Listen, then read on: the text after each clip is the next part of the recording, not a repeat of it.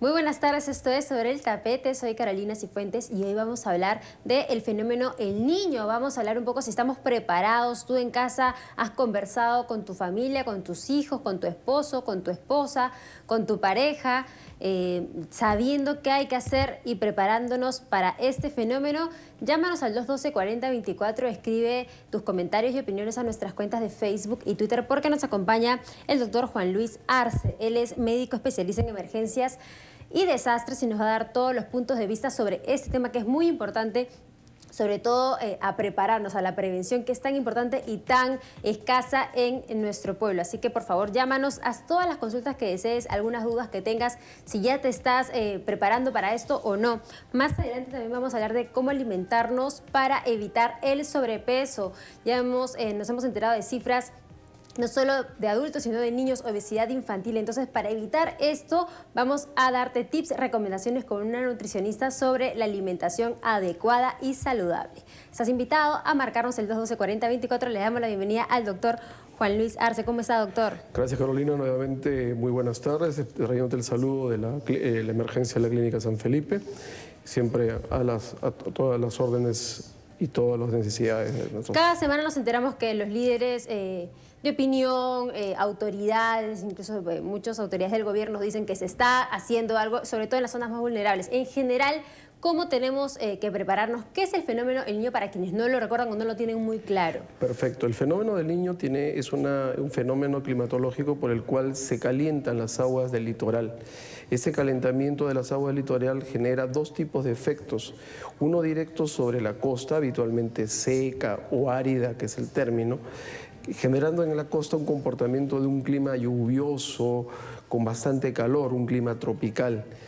Y en las alturas, en las punas, en el altiplano, genera un fenómeno contrario, un fenómeno de sequía.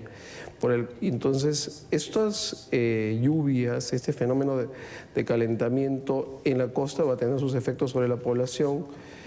Estas lluvias van a incrementar el caudal de los ríos que desembocan en el mar, produciendo incremento en su caudal propiamente dicho, en sus cauces, y provocando desbordes y los ya conocidos huaicos. Estos fenómenos de huaicos y de inundaciones pueden alterar la provisión de alimentos desde la sierra, las vías de comunicación, la provisión de alimentos desde la sierra hacia la costa, y en la costa malograr los cultivos, produciendo escasez. Así es. Entonces, ¿cuál sería la primera acción a tomar en cuenta para las zonas más vulnerables sobre este fenómeno y en general, de ahí ya en degradé, ¿no?, para toda la población? En general tenemos que prepararnos desde el punto de vista de abastecer, tener un abastecimiento, conservar un abastecimiento en los hogares de alimentos no perecibles, alimentos en lata, o sea, en conservas en lata. Si tenemos la facilidad de poder guardar los granos, el arroz, el azúcar, galletas que estén en recipientes y en empaques protegidos y localizarlo en lugares lejos de roedores, porque los roedores pueden malograr todos esos alimentos almacenados. ¿Ese fenómeno cuándo va a llegar? ¿Ya está? Habitualmente el fenómeno del Niño coincide, por su nombre lo indica, cercano a la Navidad, a diciembre, pero el comportamiento puede adelantarse y eso no debemos esperar la última hora para prever todo ello. Por ello estamos hablando hoy de este tema. Tenemos una primera llamada, vamos a responderla. Bien, estamos atentos. Buenas tardes. Buenas tardes. ¿Cómo estás? ¿Tu nombre? Señorita Carolina. Mi nombre es Elizabeth Flores. Elizabeth, te escuchamos. Cuéntanos, ¿ya estás hablando de este tema en casa, en tu oficina, en el trabajo, con la gente que ves diariamente o no? Bueno, en primer lugar, quiero felicitarlos por darnos esta opción a la población, porque sí es bien cierto, en todos lados escucho, hasta mi hijo ya en la secundaria escucha la prevención, todos hablan del nombre prevención, pero nadie nos dice en qué prevenir, qué hacer. Acabo de escuchar al doctor que dice, pues no, los alimentos no perecibles. Gracias por ese consejo. Voy a abastecerme pues de atún, de conservas, de granos, como dice Fijar. Pero por decir, en medicamentos, así como yo tengo una mochila salvadora, que la voy a necesitar si pasa algún sismo, ¿qué podrían necesitar en extra o qué medicamentos? Porque sé que esta consecuencia del fenómeno del niño también trajo algunas enfermedades bacterianas, ¿no? Diarreas y todas esas cosas. Entonces quisiera saber qué medicamentos podría almacenar, guardar en caso, ¿no?, de alguna emergencia, y también pues no otros consejos. Y muchísimas gracias por darnos esta opción. Gracias a ti, Elizabeth, por escucharnos, por vernos y hacer estos comentarios tan importantes, porque ha dado puntos muy claves, Elizabeth, ¿no? Ya se nos ha adelantado un poco el tema, pero estábamos en el tema de la prevención y parte de ello está ella mencionando el tema de los medicamentos. ¿Qué recomendaría ahí? Elizabeth ha dicho algo muy claro. Cuando enfrentamos los desastres, hay la fase, el pre, y en el pre es la prevención, son las acciones para mitigar, para evitar que el fenómeno sea mayor. Y del punto de vista de nosotros en nuestros hogares es la preparación. En cuanto a la pregunta específica de Elizabeth, que mencionó qué medicamentos, en primer lugar le diría que tengamos a mano lo que vamos a hacer uso de repente, que son las pastillas que se utilizan para purificar el agua, ¿no? Estas pastillas se pueden comprar en las farmacias. ¿Cómo voy? ¿Cómo pido esas pastillas, por ejemplo? Pastillas purificadoras de agua. Simplemente decimos eso. Así es, pastillas purificadoras de agua, o en todo caso pedir acercarse a los centros del Ministerio de Salud para que nos den la orientación del caso. Porque dependiendo del tipo de pastilla es para determinado volumen de líquido, de agua. Hay que también saber utilizarla, pues, ¿no? Exactamente, y hacer esta reserva de líquido de agua potable o potabilizada de esta manera, lógicamente de nada vale potabilizar el agua si no hemos tenido cuidado en la higiene del recipiente.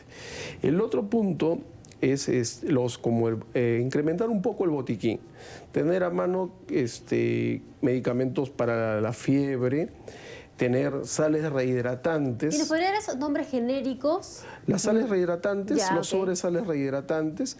No les digo que tengan el suero oral en frasco, porque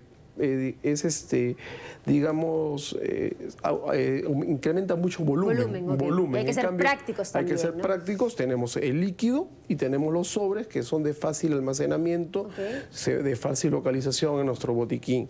Tenemos que tener analgésicos como el paracetamol u otros antiinflamatorios, teniendo siempre en cuenta que algunos pacientes, algunas personas pueden ser alérgicas a los antiinflamatorios como el naproxeno, como conversábamos hace algún tiempo. El otro punto, estos analgésicos, estos antiinflamatorios, tenerlo en la presentación para adultos y para niños. ¿Cómo es el tema de almacenar medicamentos? Hay que tener cierto cuidado también. ¿Tienen un vencimiento, las pastillas, etcétera? Tenemos que primero considerar que esté en el recipiente adecuado, que esté localizado el botiquín en una zona que no sea el baño, que no sea la cocina, por la humedad o por el calor que puedan deteriorarse la conservación. Porque se piensa que el botiquín debe estar en el baño para mucha gente, ¿no? No es así. Eso es totalmente errado, está mal. Luego, tener mucho cuidado en la fecha de los vencimientos. Más adelante conversaremos de los efectos sobre la salud directamente en estas Sí, pero se ha hablado también de enfermedades. Vamos a responder otra llamada y seguimos tocando el tema de la preparación y la prevención con el fenómeno El Niño. Hola, buenas tardes. ¿Aló? Está ahí la llamada. ¿Cómo estás? ¿Tu nombre? Giselle Silva. Lisette, ¿de dónde nos llamas? De la Agustina, señorita. Te escuchamos, cuéntanos. Giselle, me dicen que Giselle.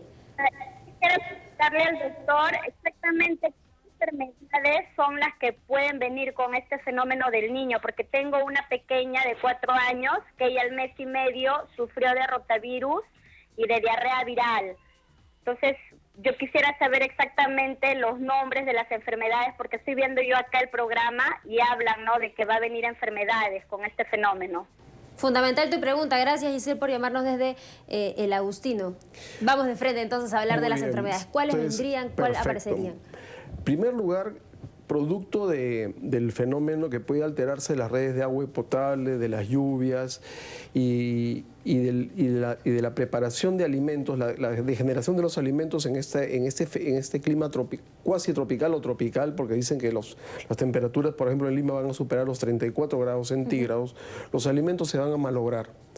Entonces van a generar probablemente cuadros diarreicos. Para estos cuadros diarreicos, lo mejor que tenemos que tener en cuenta, como vuelvo a insistir, las sales de rehidratación oral, tener líquido o recipientes adecuados para prepararlas, saber cómo prepararlas. Recordemos que las poblaciones más susceptibles van a ser los niños y los ancianos, que la deshidratación ocasionada por estas enfermedades diarreicas va a ser agravada por la deshidratación producida por el intenso calor que vamos a tener. Entonces, la primera instancia es brindarles la hidratación adecuada. Segundo lugar, decirle a la señora que hay un antibiótico o algún antiviral específico, esto tiene que ser bajo supervisión médica. Lo más importante acá es reconocer el problema del cuadro clínico, inicialmente los signos de alarma. Es una diarrea que es intensa, de gran volumen, ¿no?, que pierde bastante líquido, también de mayor frecuencia y requiere reposición de líquido. Mucho cuidado los signos de gravedad en los niños, recuerden, es la ausencia del llanto, el niño va a estar muy quieto, va a estar con las mucosas secas, los ojos hundidos, si es más chiquito, como decían las abuelas antes, se le hunde, ¿no?, la fontanela o la mollerita, ¿no? En los ancianos puede llegar a casos de alteración de la conciencia, de hablar de delirio, ¿no? Y no es porque esté sales y esas sales generan un equilibrio interno en el cuerpo que se ha roto con la enfermedad. Ok, perfecto. En la primera llamada, Elizabeth mencionaba el tema de la mochila de emergencia y yo decía, no, cuando hablamos de sismos se dice la mochila de emergencia, que Así igual es. hace falta que todas las familias peruanas tengan una, por lo menos en casa.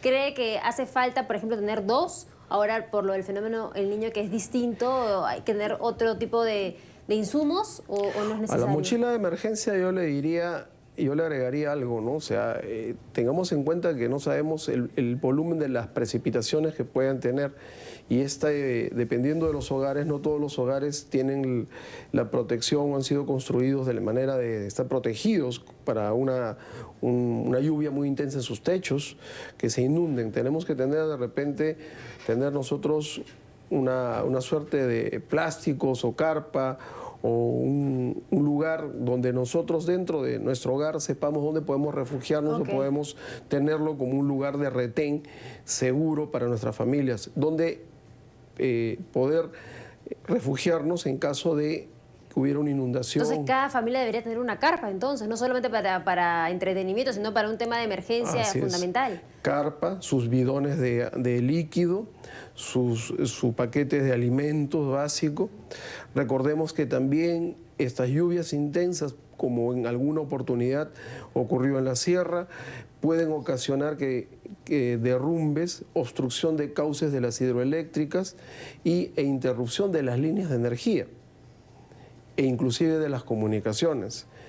No sabemos, esperemos realmente y deseamos que este fenómeno no vaya más allá, pero este fenómeno de clima tropical acompañado de esas tormentas no vaya a ser que inclusive se presenten anomalías climatológicas llegando a casos extremos de pequeñas tormentas eléctricas y esto produzca alteraciones como le digo, no solamente en la línea de abastecimiento de agua, sino en la línea de abastecimiento de energía y en las comunicaciones. Seguimos invitando entonces a nuestros televidentes a que nos llamen al 212-4024 o dejen sus comentarios en nuestras cuentas de Facebook y Twitter. Cuéntenos si todo lo que ya está mencionando el doctor Juan Luis Arce ya lo han pensado, ya lo sabían, ya están preparándose y tratando de prevenir esta situación extrema, ¿no? Porque nos ha presentado varios cuadros, ¿no? Y hay grados de... Así es. ¿Qué más tendríamos que tener en cuenta sobre el fenómeno del niño?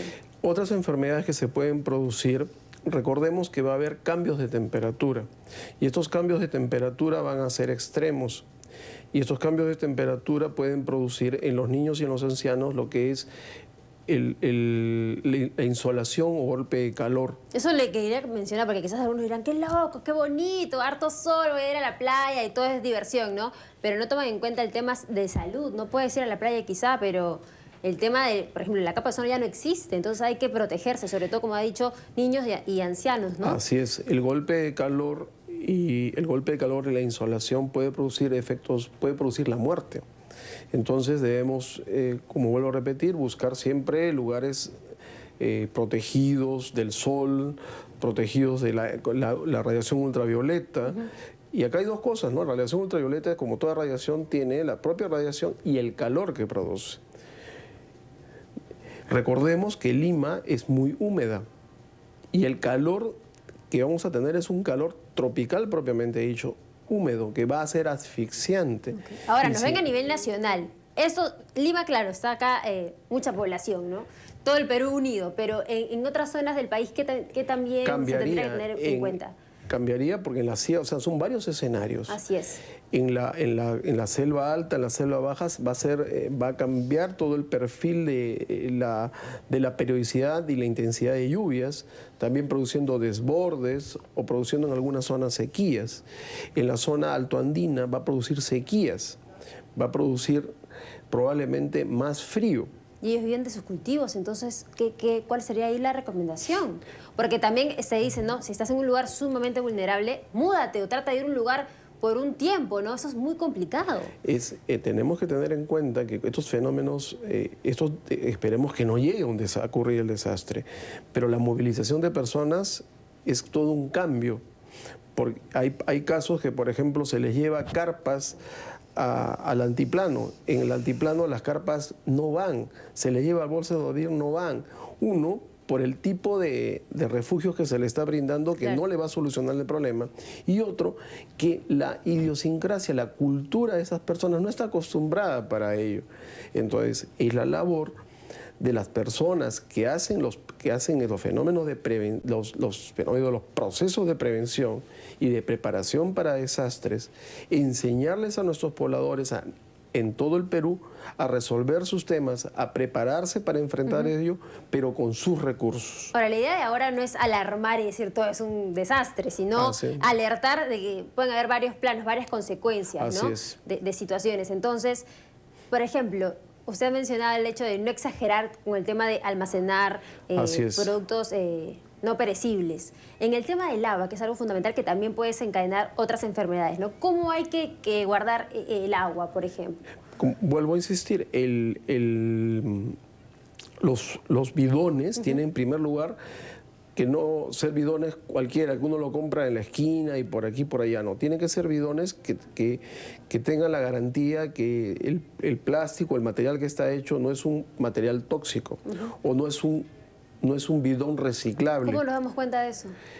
Preferible acudir a algún centro donde tengamos la garantía que ese bidón no procede de un material reciclable.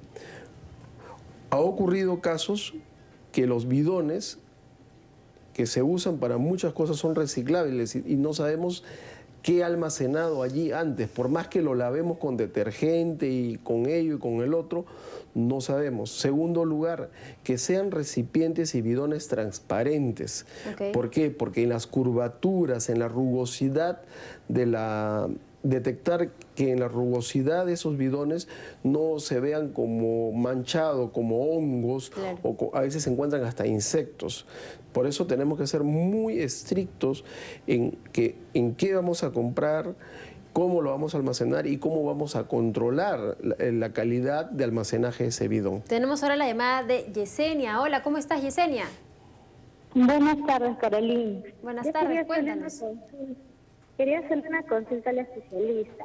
Mira, no sé, bueno, la verdad es que recién he prendido la tele y he visto este tema interesante, pero en diciembre pensábamos viajar, bueno, vivimos acá en Lima, pensábamos viajar a Chiclayo, no para pasar Navidad Fiestas. allá, ¿no? Y quisiera saber desde qué fecha, bueno, es el riesgo y si es que Chiclayo está dentro de los lugares en riesgo también, ¿no? Muchas gracias.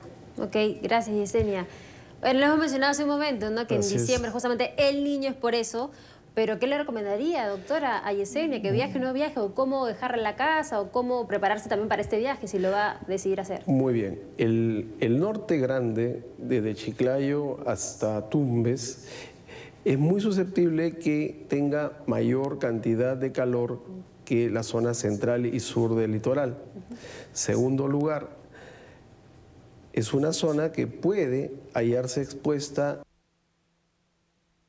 quiere decir, los mosquitos. Ok. Estamos hablando de el dengue, la malaria y esperemos que no, pero la chikungunya también. Entonces, si vamos allá, usar repelente. No, pensé que iba a decir que mejor no viaje. No. Como vuelvo a insistir, el tema es prepararnos Así es. y prevenir. Entonces, en la fase pre, en la fase de estar listo. Entonces, yo le diría que puede viajar Con repelente. con repelente, que los niños viajen vacunados para la fiebre amarilla, por si acaso, ¿no? ¿Solo esa vacuna?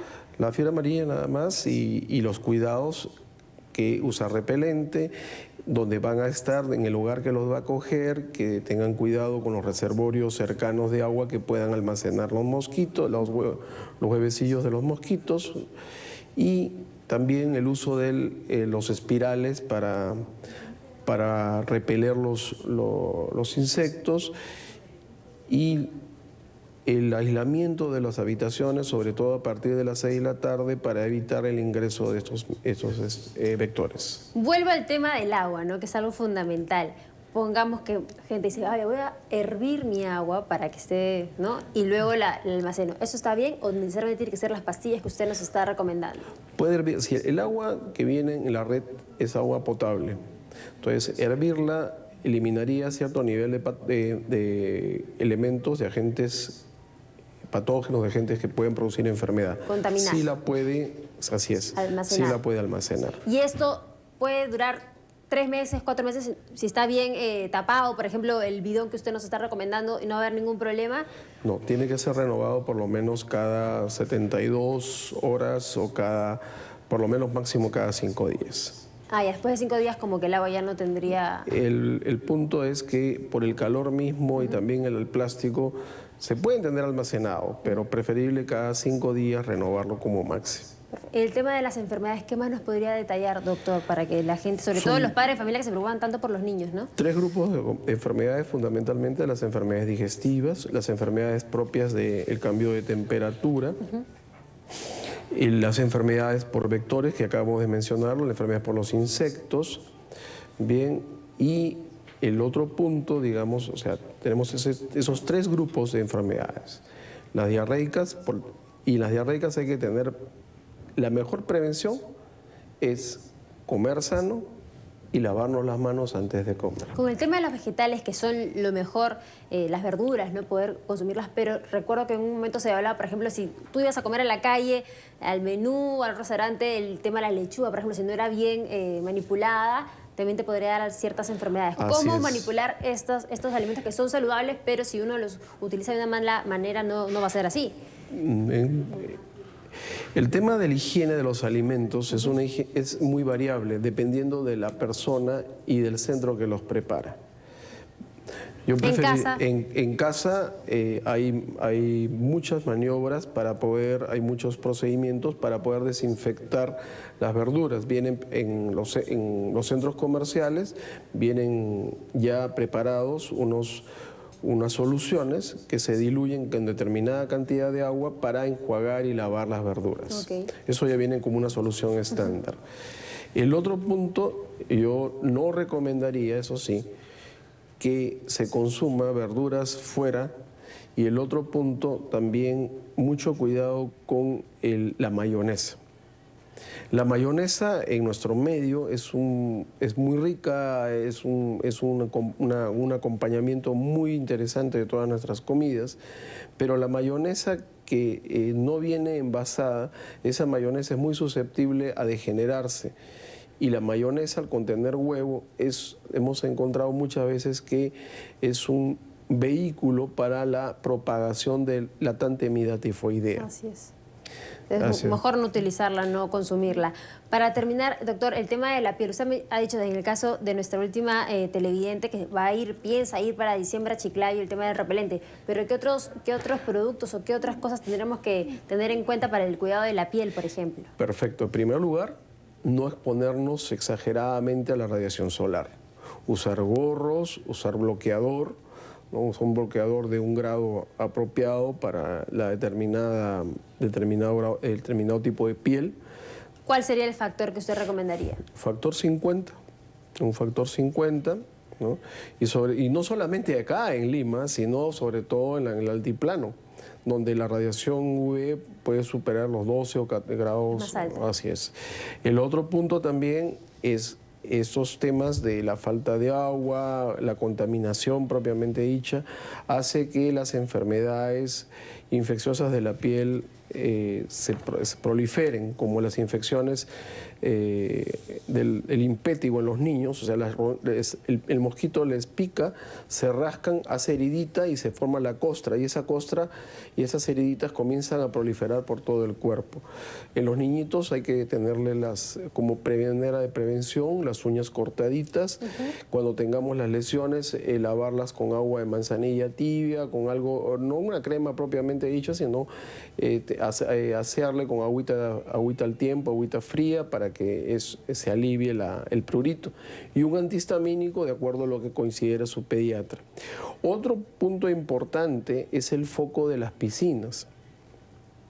Entonces el calor va a ser mucho más intenso y también las enfermedades, ya no dermatológicas, las dermatológicas propiamente dichas, de todo el tipo de alergia, todo el tipo de eczemas, que, ojo, que a cualquier eczema no es alergia. Cualquier lesión cutánea no es alergia, puede ser una infección. ¿Y qué hay? Por eso es necesario que ante cualquier problema cutáneo vayan a consulta al médico.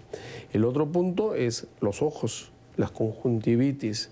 Vuelvo a insistir, un buen lavado de manos. Un buen lavado de manos, y si vamos a una piscina, que esta piscina reúna todas las acreditaciones y calificaciones, que sea una piscina segura, limpia y que tenga un proceso de desinfección muy estricto. Perfecto, doctor. Muchísimas gracias por todos los consejos y recomendaciones de la gente. ¿Dónde podría contactarse con usted directamente? Estoy a sus órdenes en la Clínica San Felipe, como soy el jefe de emergencia, al 219-0000, anexo 8453 y 8497. Muchísimas gracias. Ha sido el doctor Juan Luis Arce, médico especialista en emergencias y desastres. Muchas gracias. Hasta una próxima oportunidad. Hacemos una pausa y regresamos con el tema cómo alimentarnos de una manera saludable y evitar el sobrepeso. Luego de la pausa te lo contamos.